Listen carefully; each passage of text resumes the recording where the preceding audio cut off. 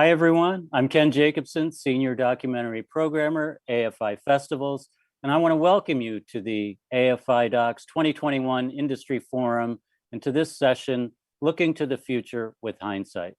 First, I'd like to take a moment to thank our sponsor of the forum, the Corporation for Public Broadcasting. I also want to thank, of course, our AFI members for their loyalty and support, and you, our audience. And finally, I want to thank our moderator and all of our panelists for participating and our ASL interpreters. Please note that if you have questions, please include those in the chat and we will be sure to feed those to the moderator for our Q&A at the end. Today's moderator, Sapna Sakya, is Talent Development and Special Projects Manager at the Center for Asian American Media, CAM. She's joined by our panelists, and I'll just mention them by first name. They'll be introducing themselves in just a moment. We have Anissa, Amman, Daphne, Chloe, Nick, Chris, and Courtney, and our two interpreters, Jill and Shannon. Sapna, thank you so much for leading our discussion today. And I hope you have a great conversation. I'll see you at the end. Please take it away. Thanks so much, Ken. It's lovely to be here. And welcome everyone to the Hindsight Collaboration Panel. We have a really stellar list of panelists here today. And I'd love to invite everyone to turn on their cameras and introduce themselves quickly. I'm going to just go in alphabetical order here. Amman Abbasi, the director for one of our shorts, Udan. Amman. Hey, Sapna, thank you so much. Yes, my name is Amman Abbasi, and I made a short film called Uran, which I'm happy to be premiering at AFI. Thank you, Amman. And then we have Anissa Latham, who's also a director of one of the shorts called Missing Magic. Anissa, welcome. Hi, Sapna, hi everyone. Yes, my name is Anissa Latham. I'm from Birmingham, Alabama. My film is called Missing Magic. It's playing here at AFI. I hope you guys enjoy it. I'm really happy to be here. Thank you. Great. And welcome also to Chloe Walters-Wallace from Firelight Media. Hi, Chloe. Hi, Sapna. Thank you. Thanks everyone for joining us. I'm Chloe Walters-Wallace, Manager of Artist Programs at Firelight Media. And we also have a couple of station folks here with us on the panel. I'd love to invite Chris Holmes from Alabama PBS to introduce himself. Hi, I'm the Vice President of Production and Digital Studios at Alabama Public Television, and we were excited to partner with Real South and CAM and Firelight in support of Anissa's film. So we're excited. Thank you. Thank you, Chris. And next we have Courtney Pledger from Arkansas PBS. Courtney. Thank you, Sapna.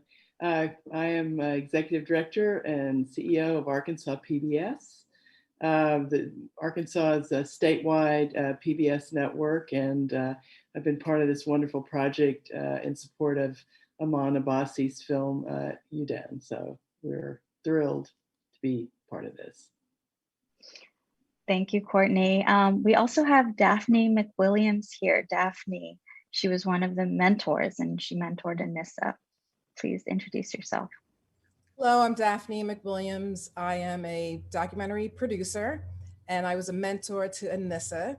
And I'm so happy to be here. I'm in New York City, and thanks to Zoom, I was able to work with Anissa via Zoom, which is a new exciting way to work with people. So I'm happy to be here. Thank you. Thank you, Daphne. And last but not least, we have Nick Price from Real South. Please introduce yourself. Hi, Sapna. Thank you. I'm Nick Price. I'm the series producer for the PBS documentary series Real South. And I'm so excited to be here with our great Hindsight colleagues. Thank you, Nick. Thank you, everyone, for that lovely introduction. I'm gonna now focus on Chloe and Nick to start off the discussion. If everyone else could turn off your cameras for now. This is a new thing for me, having to direct, I feel like a studio producer. So hi, Nick, hi, Chloe. I feel like we've become fast friends through this collaboration. just really quickly, for those who are new, Hindsight is a partnership between Real South, Firelight Media, and CAM, where we supported short films by 6 BIPOC filmmakers living in the American South to tell the story of the last year and a half, essentially. So I'd love to start with you, Chloe. Can you talk to us a little bit about, I guess, the inception of this collaboration and what we were hoping to achieve? Absolutely. So Firelight has been commissioning documentary short films by filmmakers of color since 2016, starting with Our 100 Days, which was in partnership with Field of Vision and was led by our VP, Lloyda Limbal. And that became a way for us to continue engaging documentary filmmakers of color to keep creating work even after they'd made features through our documentary lab. Following that, in 2017, the Groundwork Regional Lab was born, and which I lead through our regional work, working with filmmakers across the South, Midwest, and US territories, offering professional and artistic development to filmmakers of color in partnership with public television stations in these regions. But even before that, as we three know, our three organizations were investing in the work of regional filmmakers, specifically in the South. We had each been collaborating with each other any chance that we could get, with the goal to uplift underserved storytellers who are regionally based and connect them to audiences not only in their backyards, but also to the nation through the PBS system. So I think of Hindsight not only as, you know, this series of short films by filmmakers, this anthology that really looks at their communities and experiences that we all felt were not being fleshed out holistically on our news feeds or on your news channel. These experiences really come from filmmakers who are connected to their communities. So not only were they that, but they're also the manifestation of the work, people, and audiences that our collaboration, Real South, Firelight, and CAM, knew existed in these spaces and wanted to see elevated to the entire nation and entire world. Yeah. Thank you for that. That's lovely. Nick, if you could talk to us a little bit more about Real South, you know, being a regional strand and how this collaboration used the series to work with a lot of the different Southern stations in our collaboration. Sure. Well, I think I just would first echo exactly what Chloe was talking about, because so much of what she said is the mission of Real South, and many in terms of a content editorial existence, Real South was created to elevate stories, to counteract a lot of troubling narratives and purveying narratives that really were not as nuanced or as interesting as these films are, and as the work that we've been able to put out and feed to the PBS public media system. But Real South, for the Hindsight Project, this is important to note because it's our first chance at commissioning filmmakers to make work for us. Since 2016, when we've really first started working with independent filmmakers and stations to put out films, we've worked on curating and finding and licensing films, and really starting to contribute to the economy in the South and to the filmmakers, just so that filmmakers would really find a place in the South, in their communities, and work in storytelling here where they are. And we know that from example, those stories are often better and more powerful. And so in doing that, we were able to really, over the past several years, connect deeper and deeper to our two Southern PBS stations. And through developing those relationships, we've really been able to understand, you know, what their strengths, what their weaknesses are, what their content goals are, what goals they have in terms of just storytelling from their community. And Real South in many iterations has existed to elevate many stories from Alabama, from Arkansas, but we've also in this project specifically been able to work with stations directly to find and to produce stories that really elevate and speak to a national audience from a local and regional viewpoint. Yeah, absolutely. I'd love to, delve a little bit deeper into that. I mean, Real South works with a consortium of Southern stations, is that right? Can you talk a little bit about, how the collaboration perhaps was able to work with stations slightly differently in terms of independent filmmakers and connecting with local voices? Yeah, differently from other documentary series, Real South is produced by 7 PBS stations based in the South, as far west as El Paso, as far east as Central Virginia. And we've always been a station-funded, station-produced project. And seeing and I think that's an important perspective to keep in developing independent filmmakers, focusing on those relationships between the maker and the station in their backyard. And Real South is kind of this platform for filmmakers to showcase their work.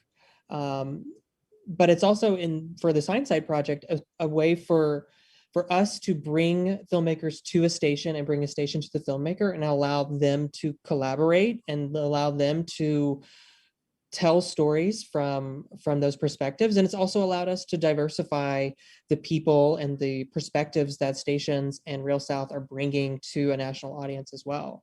And I think that some of my colleagues here can really speak to that. That's great. Thank you so much, Nick and Chloe, for that lovely stage setting. I'd love to invite Courtney and Chris from the stations in Alabama and Arkansas to join us now, and perhaps, delve a little bit deeper into what it was like for the two of you to be working with independent filmmakers in your home states, and how was that different? What makes this project slightly more unique? And let's start with you, Chris. I know that you worked with Anissa from Alabama, and you've worked with other filmmakers in the past, but what was different about Hindsight, and what was your experience like working with Anissa? Well, I'll first say that working with Anissa was a delight. In terms of how it was different, as a collaboration or what have you, aside from what wasn't different in 2020, it was a really nice opportunity for us to, we struggle with trying to increase the representation of voices that we bring to our audience. And part of the reason that we struggle with that is that, we have a team here. And so it becomes difficult sometimes to really be able to fund projects that are not, being produced actively by the team here. So it was a great opportunity to help us further kind of, build cultivate relationships with local makers, people like Anissa in particular, because with with Real South and, the funding already being kind of in place, it made it a real easy lift for us. It put us in a role of being able to support and to a certain degree mentor, nothing close to Daphne's contribution, but so that's, I guess I would say that was how it was different from other projects we've done with outside filmmakers in particular. Thank you, Chris. And Courtney, I'd love to hear from your perspective. I know that you nominated Amman because you knew him as an independent filmmaker. What brought you to this collaboration, and how was your experience working with Amman? Well, it was fantastic.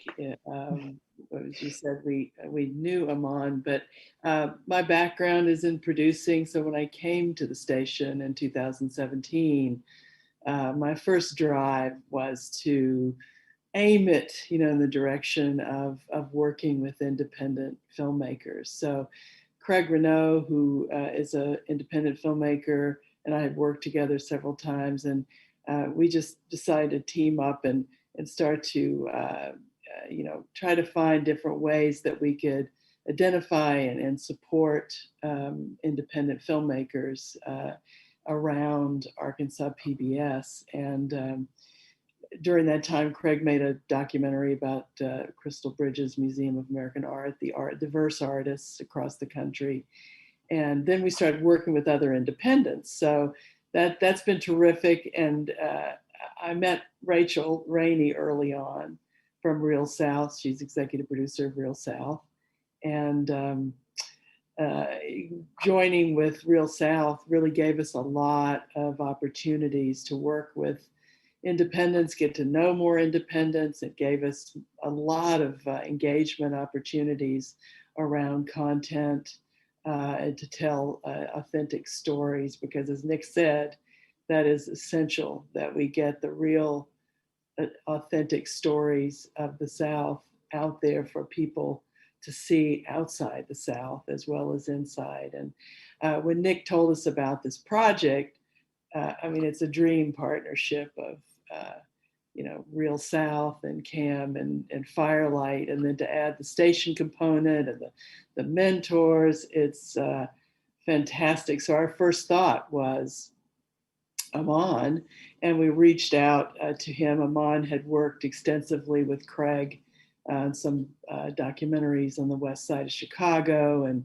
in Haiti after the earthquake, and did a series with him called Last Chance High. So we reached out to Amman, and he instantly said yes. He was extremely enthusiastic, and he was based in LA, so we had figured out the logistics of he came back to Arkansas. There's also the international piece of this documentary. So it was not a simple equation to solve in the middle of a pandemic, but Amman bore the weight of that challenge and did a terrific job. But I just can't say enough about this experience. It's been fantastic. Thank you for that, Courtney. We'll bring Amman back later, but I wanted to focus on, so thank you so much, Courtney. We'll see you again a little bit later with Amman. I wanted to go back to Alabama and Chris. I'd love if Anissa could join us and Daphne as well. We have full force here from Alabama.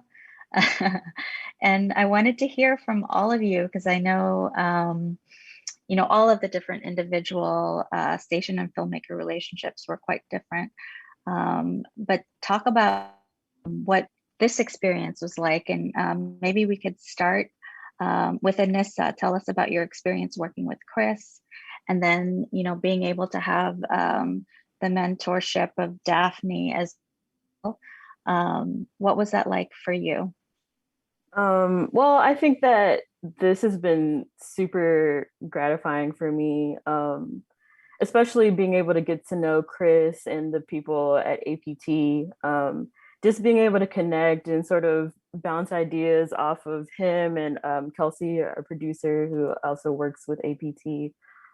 They've been just like the most amazing asset, even just like letting me come to their office and like sit and come up with ideas. That was like super helpful for me. And then on the other end of it, Daphne was just like, I don't know, she's like, just, I love her so much. She's been so awesome about just being available. And like I feel like a lot of times I tend to like come up with these ideas and I'm like, oh, okay, I'll need to think that through a little bit. But she was the person that I was able to go to and like sort of talk through ideas, and like she never made me feel like any of the ideas I had were like chaotic or ridiculous or things that I couldn't achieve.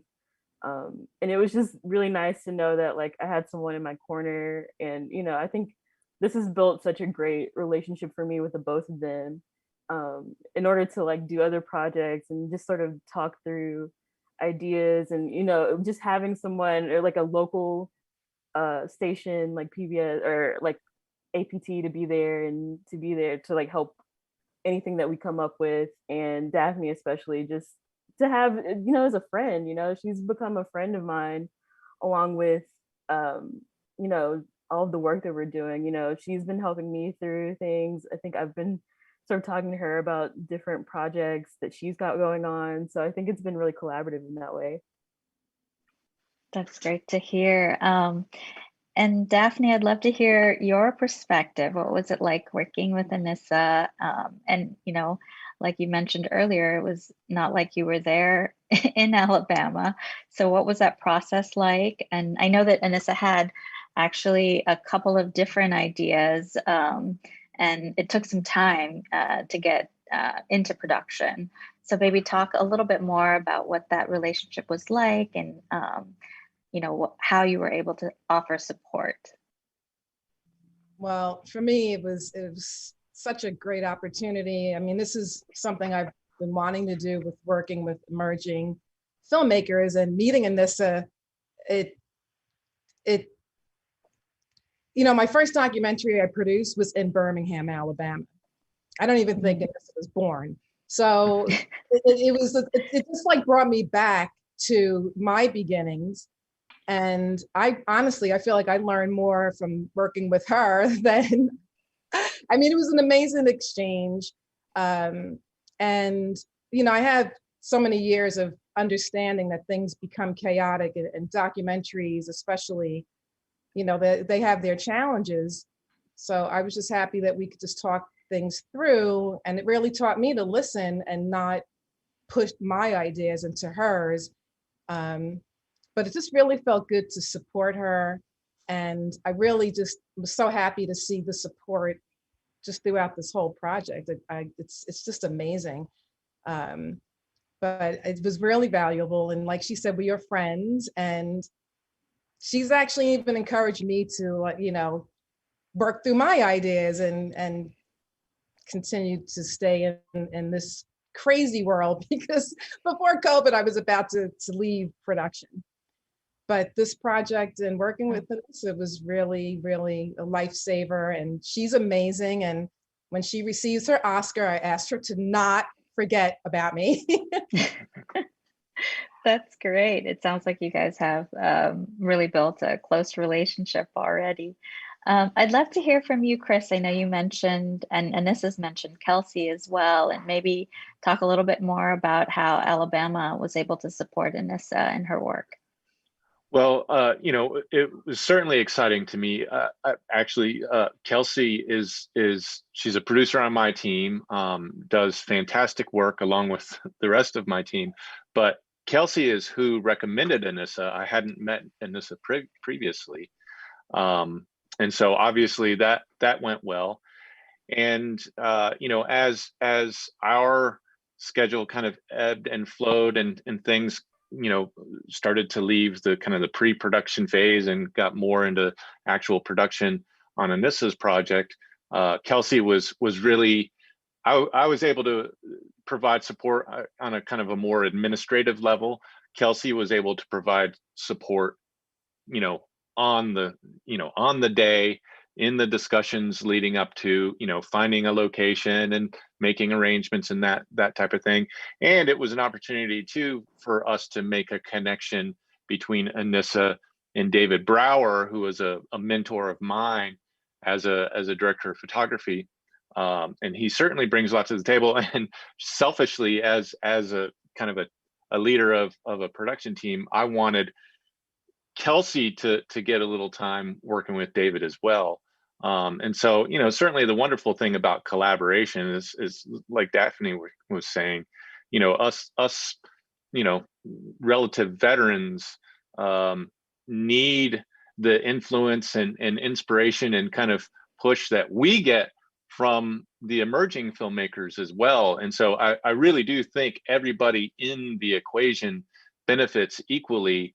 And I mean, honestly, I feel like in a lot of ways, we here at APT benefit the most, because we we had the least to actually put in and gain the most out of it. Thank you. That was really lovely. I think that was a really great way to work with so many different intergenerational talents, right? Unfortunately, I'm going to say goodbye to you for now, but we'll see you again a little bit later. And I'd love to bring back Courtney and then Amman, if you could also join us. And we're going to focus a little bit on the Arkansas collaboration. You've already talked a little bit about, how you met Amman, Courtney, but maybe you could talk to us a little bit more about how you think, I guess you were able to work with Amman as an independent producer that was, I guess, unique or different, and that really elevated the project in this collaboration. I'm going to start with you, Courtney. Sorry. Well, I think, to bring the Arkansas perspective, and Amman and I share that, in common. And it was just great to be able to bring him back from California to his home state. And Craig, Renaud, and I both were just eager to support him, as was the rest of our team, in any way that he needed. And a lot of Zooms and phone conversations. And, because the timing was so critical, it was trying to capture a time that was moving beyond us very, very quickly. So there in November and December of 2020, trying to arrive at a story. But, Amman had a very clear concept in his head, something he'd obviously been thinking about and living with for some time, of his young cousin coming from Pakistan to the little town of Paragould, Arkansas, to attend college, really a life-changing journey. So he was able to identify that very, very quickly. But I think what's really unique about this is for independents like Amman and Anissa, to have that support both in pre-production and equipment sort of advice and support, and all kinds of different things that they might not have trying to do a project in more of a looser, more of a vacuum. So they had all the input from Cam and Firelight and Real South, and then the station perspective, and it's sort of a rich environment of input. And as Chris just said, I think we all get more out of it probably than anyone else, and we enjoy doing the engagement piece of it as well. We put together the toolkit, and I think that was a great idea to have stations be able to bring to the table aspects of what they do in their communities that are so powerful to this whole project. It was a really great concept. Thank you, Courtney. And Amman, I'd love to hear from you what your experience was like. As an independent filmmaker, you don't normally have so many people that you're working with, but what was it? What was the experience like for you? Of course, you had a relationship with Courtney coming into this, but then also, hearing from us at Cam and Firelight and Nick, talk a little bit about your experience and what you took away from it. Yeah. First off, thank you so much, Courtney, for those really, really great words. Very, very grateful for Courtney and Craig's thoughtful counsel throughout the whole process. Obviously, Cam, Firelight, and Real South as well. It was a unique opportunity because, considering that this film was to be made during a pandemic, it was very atypical. And that really presented a set of challenges that, really provided, I think, room for growth as a filmmaker. So as I started to conceptualize it, I sensed that this was going to be something where I would have to do some elements of production remote. And so talking to the producing partners throughout this process was really helpful because we sensed that this was going to be kind of the first time something like this is done. And so with that comes a lot of error too. And within documentary, I think that it's often just a very different than narrative, which I also practice, in that the process is often just continually evolving. And so I had to continually adapt to that, similar to what Courtney was referencing. So we are constantly on the phone. Definitely, we weren't in person, given that this was, during the height of the pandemic, but we were constantly on Zoom calls to very much try to brainstorm through the challenges of not just production, but also as the story evolved. So that was the background of the making of it. And maybe you could talk a little bit also about how this was your first sort of television commission for public media, right? And how is that different, speaking to a public media audience, I guess, than, let's say, if you were making films, a film festival? It's not all that different, realistically. And perhaps I may have had a little bit of a, better time in the sense that everyone was very supportive as to what the creative vision was. But I don't find it all that different. I felt as though the deadlines were certainly elements that are not in independent, filmmaking. But I also think that's something that's worthwhile, in that you have to find it pretty quickly. The story is. But I was pleasantly surprised of how hospitable it can be. That's great to hear. And just one last question. You focused on your cousin's story, moving from Karachi to Paragould, as Courtney mentioned. Such a poignant, lovely story about Benin. I was wondering if you had any plans of doing other projects in Arkansas, perhaps maybe with Benin or otherwise, and what the future holds for you next. Absolutely. Benin is such a great subject in that she's not very influenced by the camera. And that's often, as a filmmaker, what I'm most looking for, whether it's in narrative or in documentary subjects. So I'm not entirely sure what the future holds for Benin and I in terms of filmmaking, but I'm excited to explore that. In terms of Arkansas, I'm certainly going to be filming there once again, a narrative film. And then I have a plan to shoot a narrative film in Pakistan as well. So these are areas that are very close to my heart, whether I'm there or not. And so I'll be continually exploring it thematically. That's great to hear. Thank you. I'd love to invite Chloe and Nick back, if possible, and we'll say goodbye to Amman and Courtney for now, but then we'll see you again a little bit later. Hi, Courtney. Hi, Chloe. Yeah, so that was a really lovely sort of a review of the sort of full 360 collaboration of the different partners involved. And now I was wondering if you could talk a little bit more about where the collaboration is at now. AFI is where all of the shorts are premiering in the festival space. So what is next? I know there's plans there was also a lot of thought put into engagement and distribution. Maybe I could start with you, Chloe, if you could talk a little bit more about what's in store. Sure.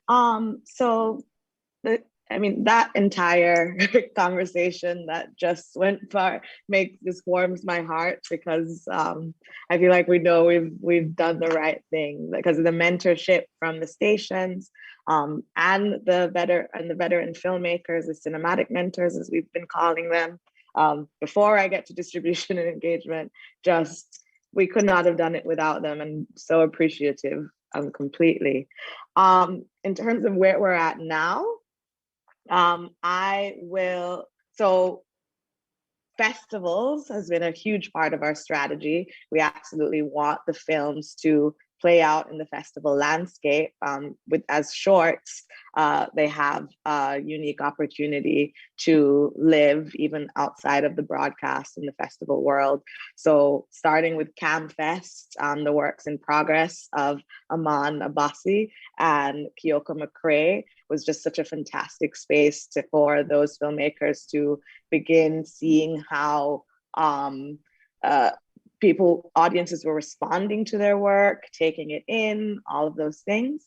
And then obviously all 6 films are premiering today at AFI, starting earlier at 12 p.m. Eastern, and will run throughout the festival till I think the 27th, but please double check that. It's called Spotlight on Hindsight, and we are forever grateful to AFI Docs for providing such an incredible space and platform to see these films for free. That is really unique and wonderful. I'll leave it to Nick to kind of talk about the larger distribution goal that we've recently reached. But in terms of engagement, we've really wanted the filmmakers to lead this process in collaboration with public television stations. They know their audience is best. They are their audience. And so we are really excited to see as the films roll out over the next 6 months, what their dreams and aspirations are of connecting to the folks that they know in their backyard. The last thing I'll say is several independent local theaters from across the South have reached out, which was a completely new perspective that we're getting. We had no idea something like this would exist. Nick has been really leading that charge and is doing an amazing job, but it's been amazing. I'll turn it over to Nick. Thank you. Yeah, just to clarify, yeah, they are online now through the 27th on docs.afi.com.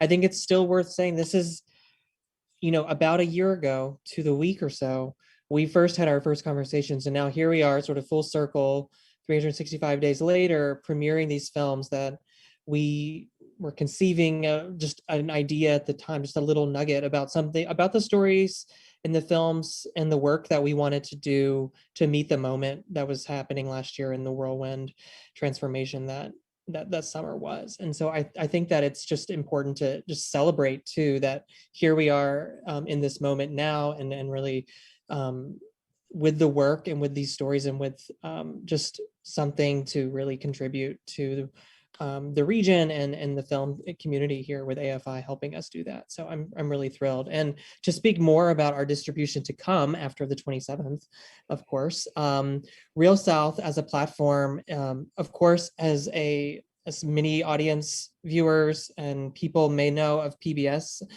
we are a legacy institution and then that I mean a broadcast television platform, but our distribution model has very much been focused on finding new audiences, expanding audiences we have, and making sure that each film is seen in places that it needs to be seen. And so we've really crafted a robust distribution plan that includes a digital first release at the end of July on both public media platforms like pbs.org and the PBS app via, however you consume content these days, whether that's on a Roku or your digital device. But it also includes partnering with other public media institutions like the World Channel and their YouTube channel on their platform there. And so bringing on other distribution partners and continuing the model of partnerships and engagement with other public media institutions and other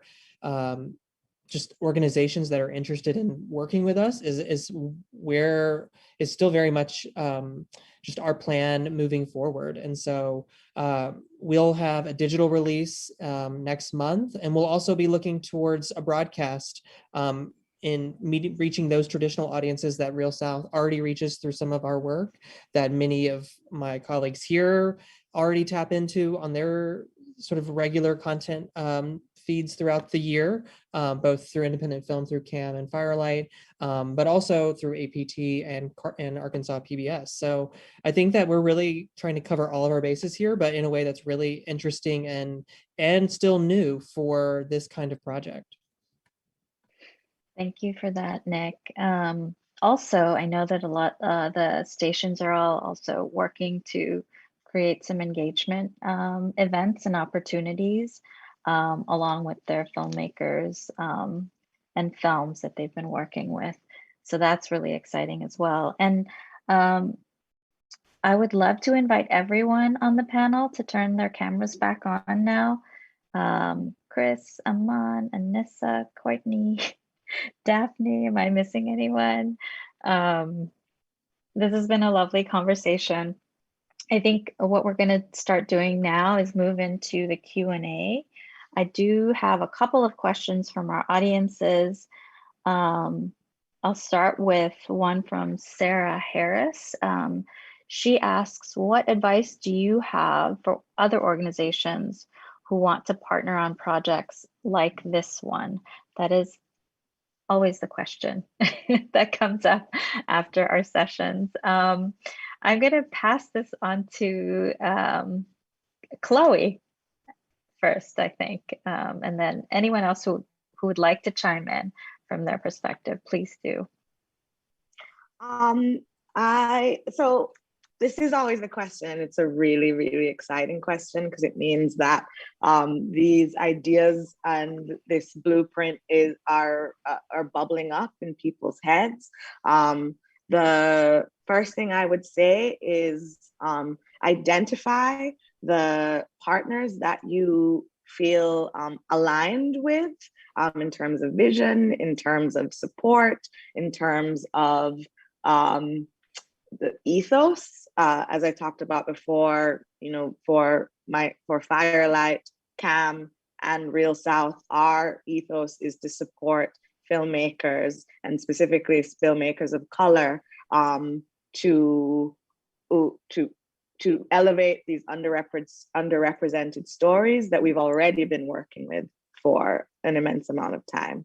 And I think that this type of project is possible at many different funding levels. It's really about the buy-in to the collaboration and the wish to keep creating work, which is also what was part of the public television station's ethos. They really want to work with independent filmmakers, and we provided an opportunity for that to happen. Thank you. Nick, did you want to add anything to that? Or anyone else? I think that it's just worth reiterating that even if you're interested in working on projects with other organizations, I think it's important to start building relationships even before you're ready to make something. I think that can't be understated, that we've developed our own relationships, Real South, CAM, and Firelight, over a span of a few years. And so finally at this moment, there was a confluence of just factors that allowed us to, you know, amazing factors like a pandemic and a racial reckoning and all of these other aspects of our society and our industry that allowed us to finally step in together and create something. So I think that it's important that it is a long-term commitment to partnering with organizations, and that our partnership here doesn't end now that we're on this AFI panel. Yeah, absolutely. I mean, just to echo what both Chloe and Nick have said, I think it's also recognizing that a lot of us in the public media system are already doing such great work, you know, and then it's also for us at CAM, identifying partners, like you said, Chloe, and then wanting to elevate what already exists, like the local stations, the regional entities are so unique to public media. However, there hasn't been perhaps this elevated recognition of some of the content created from the local and the regional level, and the ability to push that forward as, you know, really important voices that are really connected to community, I think is the main reason why I feel like CAM wanted to partner with everyone. I think the other element too is that, you know, CAM alone can't do this work, but we recognize that the stations are really important in doing part of that work, but also Firelight and all of the work that they do with filmmakers and a regional station or a strand like Real South also is doing that heavy lift, right, of highlighting these regional and local stories. So much, and so it's a lot about co-powering, I think, and holding all of those different I think levels of connection, right, and bringing that to the floor. Did anyone else want to chime in on that particular question? There's one more question. No. We're getting a few more questions actually. No. Oh, I did see one more from Michelle Foreman, I believe. She says, so thrilled to hear you talk about working together, all the BAM folks from different parts of my film life. Okay, that wasn't exactly a question. I actually That's want to give a shout awesome. out to Michelle because Okay.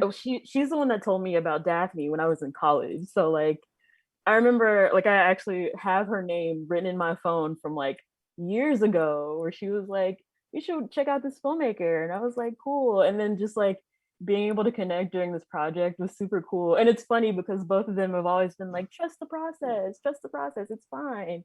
So like now it's cool to come full circle. And it's the same thing that Michelle told me, Daphne was telling me.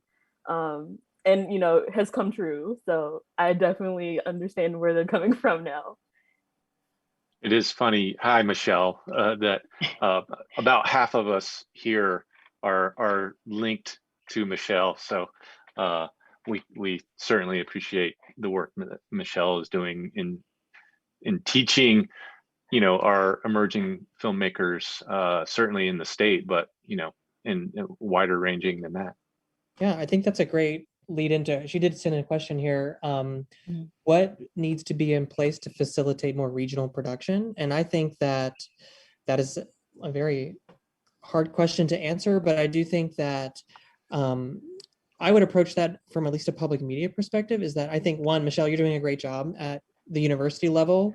And I think, I think this isn't a testament to that. I'm somewhat of a testament to that as well. And Daphne and Chris know you as well. And so I just think that, one, there's the university angle, especially in places like the South, where there isn't a booming industry where folks are tapping into that knowledge from earlier on. They're not getting that legacy knowledge from their parents or from their family members. And so it is starting anew. But I do think that we're entering a new paradigm where digital content is rampant in it, and people are approaching making content earlier. They're making it they know that they can make it reach audiences beyond their own local communities faster and in a way without other traditional resources. So I think in many ways, I think for public media, it's about tapping into those audiences, those makers, those wannabe creatives, and making sure that they know that there's opportunities in more traditional media in their backyards, that creative talent and that creative interest can be extended in different ways beyond or in addition to their phones or the stuff that they're doing, even just in their own creative time. So Chris, maybe, or Arkansas, Courtney, maybe you want to speak to that.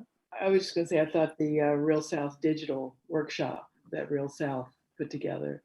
Nope, you just muted yourself, Courtney. Sorry, for us, that was a real stimulant to get to know a few more filmmakers in our community that we were unaware of. They kind of surfaced through that process, and that group we're continuing to meet. And we're working with several of them in that group that grew out of Real South Digital. So I think just the recognition, as Nick says, that resources are there for these developing filmmakers is because most of the time they don't know what's out there, and it's raising the profile of it. That's great. Thank you. And also, I guess there's a question, another part to the Michelle question for the filmmakers. What resources and support would help you to create future work? Amman, maybe we'll start with you. Initiatives similar to this in many ways. A pipeline to allow a film to be made, but not only that, to be seen is pretty important for a filmmaker. So these are really interesting initiatives they're happening, because without this grant, we wouldn't have been having this conversation. And I really I'm very grateful for that. So in many regards, I would say a replication of initiatives similar to this, where we have not just fiscal support, but much more than that, artistic support with mentorships, and then great leadership and strategy in how to allow those films to be seen and create those meaningful dialogues. That's great. That's what we love to hear. Another one. Let's do the next one. Anissa or Daphne, did you have anything to add to that? Like what would help you? I think for me, I'm sure as a testament to this whole conversation, the mentorship was the biggest thing for me that, I got out of it. But I also think there were so many things as an emerging filmmaker that I learned, just sort of like demystifying the process of going from developing an idea to post-production to this moment, all of the access that I've been able to gain from being a part of a group like this has been super valuable to me. But of course, like I said, the mentorship for me is like life altering for me, just because, that's one of those things where it's like, you start to realize, you're not that different from the person that you may look up to, right? Like this isn't something that is so, far off as like a goal or as a dream.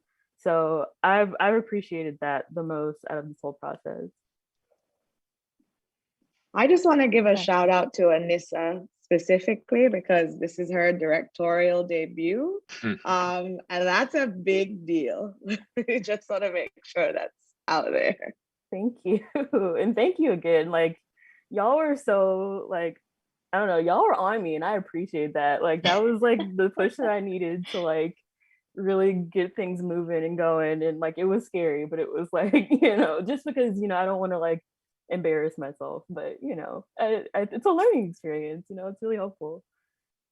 No, we're really proud of the work that you did, Anissa, and really grateful to Daphne and Chris and everyone.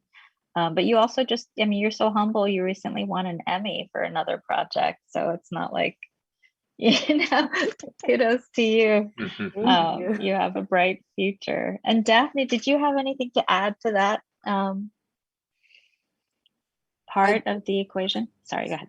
But my dog got crazy on me, so I'm a little distracted. If to the young emerging filmmakers out there, it's important, I would say, attend film festivals as well, because then you can meet other filmmakers.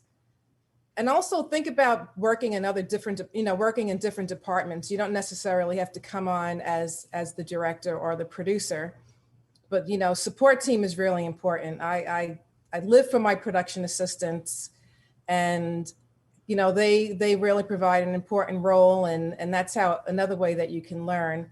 But I think film festivals are a great way to expand your audience and just see what other filmmakers are doing.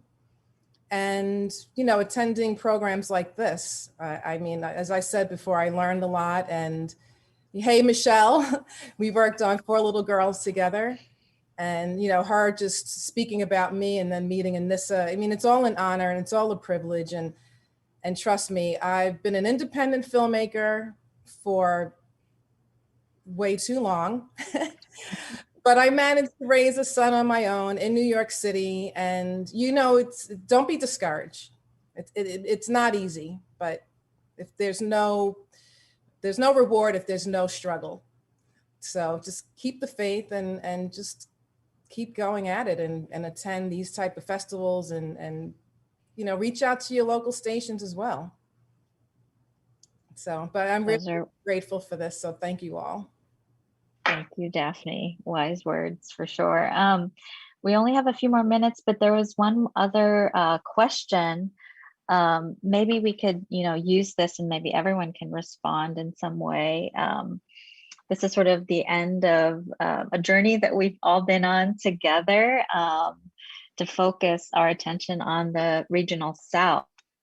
And the question was, these are all Southern stories, but obviously they're all different, but were there any common threads that you found in terms of theme or storytelling approaches or format? Or if not, I mean, I'd love for you to just maybe talk a little bit about what this series has meant for you, or what working on this collaboration has meant for you. I'll start maybe with you, Nick. Sure. Well, I would hesitate because I think the audience should draw their own conclusions, and hopefully they can. I would say that the interesting thing for me in seeing these films get made is just how personal and how close to the communities and close to the filmmakers these stories are, in ways that I think that we could not have necessarily intended or imagined. I mean, I think we have those intentions, but I think that ultimately these films became very personal films.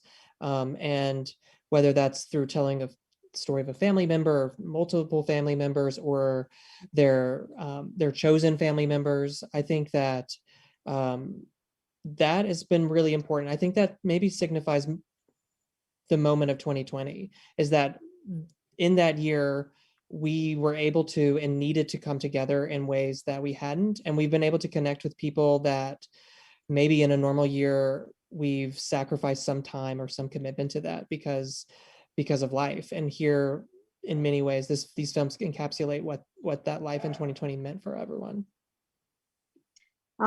I just want to jump in here and follow up on what Nick said, which was absolutely beautiful and incredibly eloquent. And I just want to add that for me, this blueprint, this collaboration really created space for us to not only, push the creative visions of our filmmakers, but also the creative visions of the public television stations we worked with. Each of these films has an incredibly unique vision, but as much as we may call this group regional storytellers, every region in this country is a region, and these stories connect universally across this nation and this world. This just happens to be a small capsule of what is possible, and I'm incredibly delighted that this came to be. The last thing I want to add is that our digital release is on July 29th on the World Channel YouTube. And so please, for the next iteration of this work, check it out there. We're really, really excited for that to come to fruition and for World to come on as a partner. Thank you. We're unfortunately going to have to end it there. Thank you so much to all the panelists, and I'm going to hand it over to Ken. Thank you, Sapna, and thank you to all of our panelists. And I also just want to thank Chloe and Nick especially, and the Firelight and Real South teams, and Rachel Rainey for allowing us at AFI Docs, and all the filmmakers allowing us to show the world premiere of these 6 shorts. We're incredibly proud to be able to do that. Now is the prompt to the audience. You have an hour and a half before our live Meet the Programmers event happening at 4 o'clock Pacific, 7 o'clock Eastern. Go ahead and watch all those shorts. That would be a tremendous way to spend your late afternoon and early evening. And we will see you tomorrow for the next iteration of the AFI Docs Industry Forum with our panel at 2 p.m. Eastern, Inside Investigation, What Filmmakers Need to Know to Embark on Investigative Documentaries. But for now, go investigate those great Hindsight shorts. Thanks, everybody.